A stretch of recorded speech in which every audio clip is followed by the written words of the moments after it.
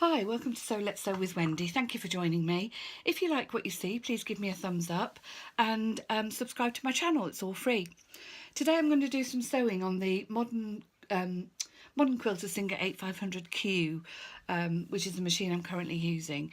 Brilliant machine.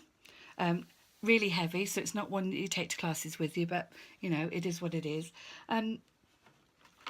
On starting to use this machine, the first week or so, I kept finding that it kept becoming unthreaded, and I couldn't work out why. You do have to actually make sure that the needle goes through the fabric every time you start sewing.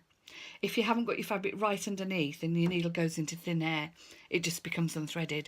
And basically it's because the thread's got nothing to hold on to. So that's just a quick tip. And also, occasionally it throws up error message 06, which means there's a breakage in the top thread. I resolved this just by putting one of these, excuse my camera, putting one of the big spool holders on and threading it. I don't know why it does it, but anyway, that stopped it. Okay, let me just position this so you can see the display. There we go. Okay, so we're going to start sewing. These buttons along here, these buttons along here are just like, you know, wherever you are in the main menu, you can just revert back to straight stitching. So for the purposes of this, we'll start with a basic straight stitch. I'm going to push this button here because I want the stitch to lock instead of me going forwards and backwards. And I want my needle to be in the down position, so there's that button. I just see it did the lock in the stitch, and I'm now sewing. And now I'm going to stop and use the automatic thread cutter. Lift it up, and there you have it. And on the back, all you see is this little thread here. Oops, there you go. So you would just cut that off. Now, if I wanted to do a zigzag, I could just push this button and it takes me to the zigzag, and then you could alter the width and the length here. However, they do provide a little card which runs through some of the basic stitches. So today I thought I'd just show you what they actually look like. So if we choose number 19, which is this lovely leaf on a squiggly line. So again, I want it to do a locking stitch. The indicator showed me that my needle's in the downward position. It isn't at the moment, but as soon as I start sewing, that's where it'll end up. So there's a locking stitch. Now you can see I'm not barely touching the fabric. It's just like doing it on its own. So if I wanted another locking stitch at this end, just repress the button. And then cut.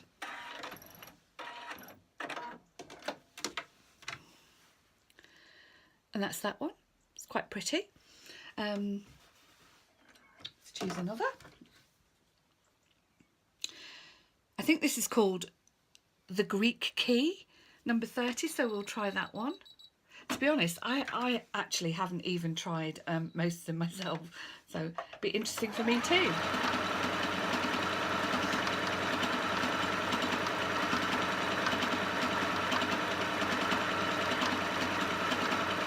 You can see how easily the machine is running. I'm not applying any pressure. In fact, I could probably just not touch that and it would sew it in a straight line.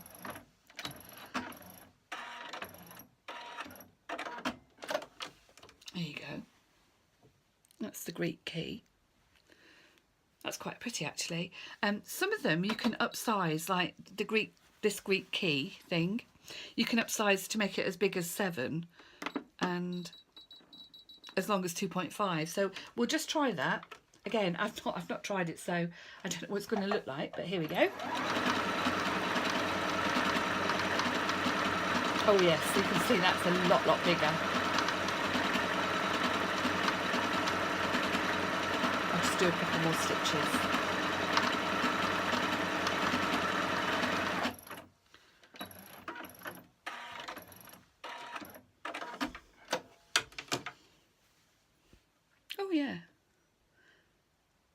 That's quite good. Oh, I quite like that. Right, so moving on. Right, number 70 looks interesting. Looks like a bit of a honeycomb, so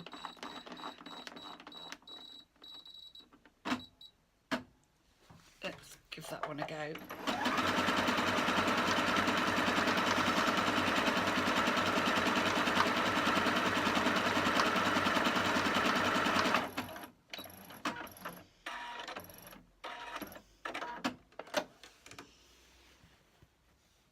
Oh, that's quite pretty too.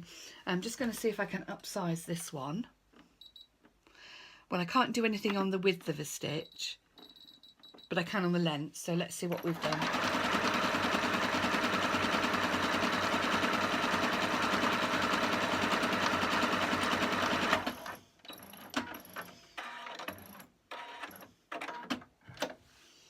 Oh, again, that's quite cute as well. You can see the difference between the top and the bottom. It's slightly looser. Cool.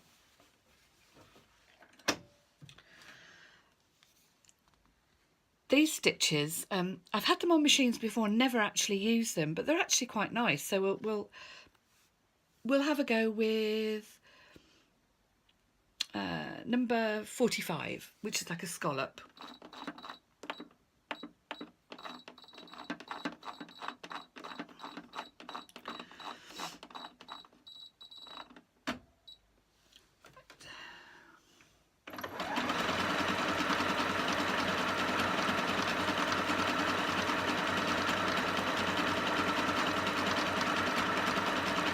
It's a very smooth machine when it's sewing. I really like it.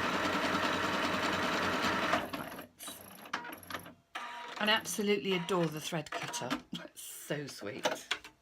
There you go. Now I'm sure you sewing ladies out there will know that this is what you would use along an edge, and then you trim away the fabric, and that's how you get those beautifully scalloped edges on napkins and tablecloths and things. Which I mean, I must admit, I'm a self-taught sewer and I never knew that. I thought they'd cut them and then sewn round them. There's lots of these. Number 49 is the circles. Now it's defaulting here to 7 and 5, so we'll try that first, and then we'll have a play and reduce it and see what happens.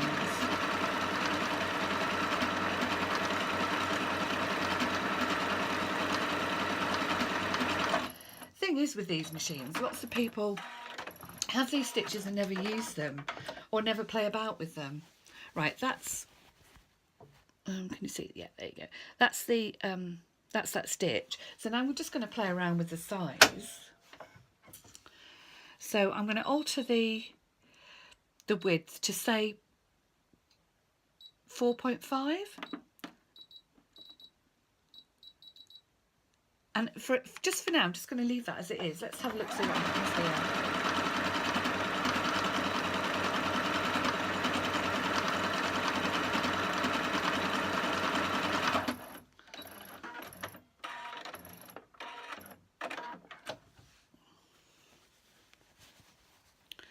Oh yeah, it's just made it slightly smaller.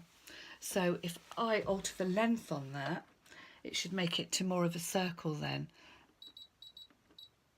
Oh no, it won't do that. Just you can do it bigger. Okay, let's see what it looks like really, really long.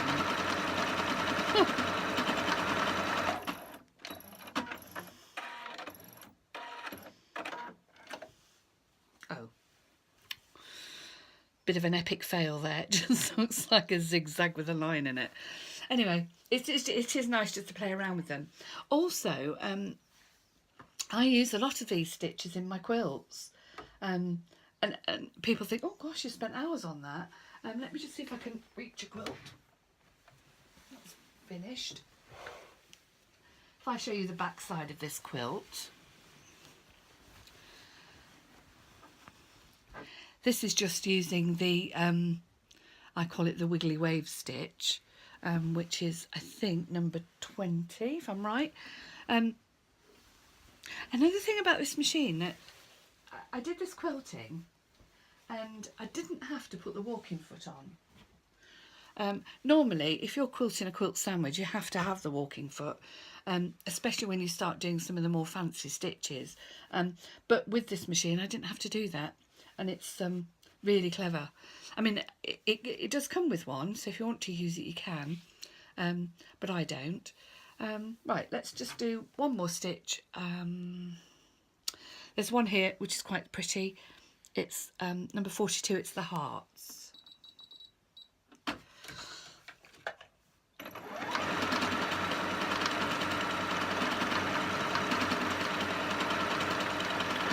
This heart stitch looks lovely along a dark plain quilt border.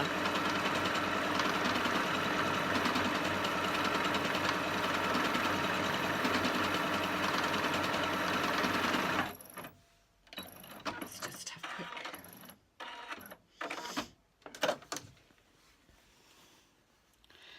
Oh, see, that's quite pretty.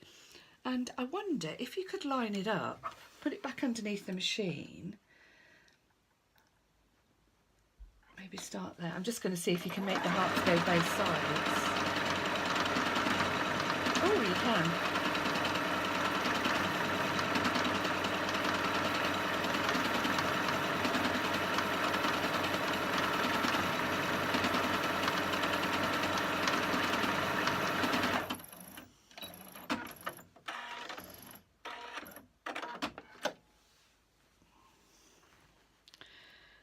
So there, that's quite spectacular, isn't it? That would be nice as a border as well. So it just goes to show, if you play with the machine, and to be honest, I haven't played with this as much as I should have done, you can get lovely patterns like that. And, you know, the same would be for any of the stitches, because the foot I use, I don't know if you can see it from here, excuse the camera angle. This is the foot I always have on. It's, I don't know what it's for actually, I don't know what it's called, but it's a metal foot and it's just got two prongs and nothing in the middle. And that's the foot I use. And dead centre of it, there's a little niche, so you can actually see where you're going to start sewing, which is always useful, especially when you're going to attempt stuff like back-to-back hearts. And what else can I say about this machine? I really love it. The extension table is ginormous. It does come with a knee lift, which when I'm making a quilt I will have the knee lift on. I haven't for these purposes. You can do letters as well, but I'll do another video on that. Well, anyway, thank you for watching and have a good day. Bye.